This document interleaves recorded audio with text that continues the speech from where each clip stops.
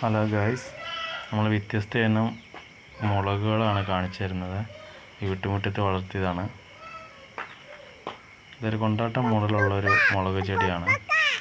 നിറച്ച് ഉണ്ടായിട്ടുണ്ട്. പിന്നെ കുറേ കാന്താരികളുണ്ട്, കാന്താരി മുളക്. ഇതൊക്കെ ഉണ്ടെങ്കിൽ നമുക്ക് അത്യാവശ്യത്തിന് പെട്ടെന്ന് കടയിൽ പോകേണ്ട കാര്യമില്ല.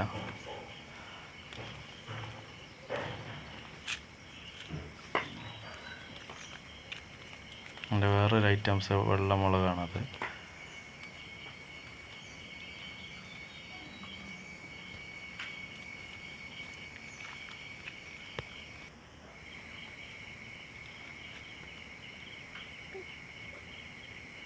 ഇതൊക്കെ കാന്താരി കേട്ടോ.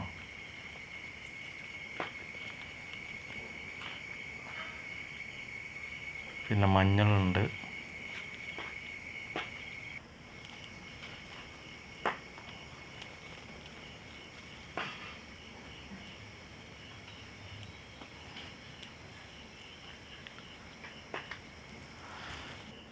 ചേനയുണ്ട്.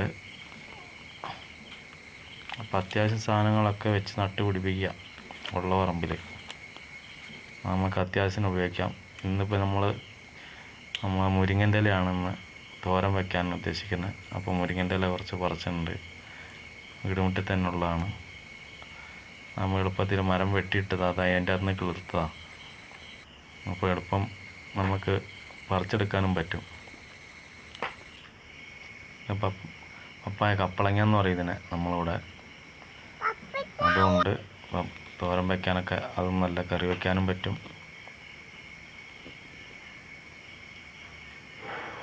അപ്പോൾ വീട്ടുമുറ്റത്ത് അത്യാവശ്യം പച്ചക്കറി സാധനങ്ങൾ. അവസാനം പിന്നെ കരിയാപ്പിൻ്റെ തൈ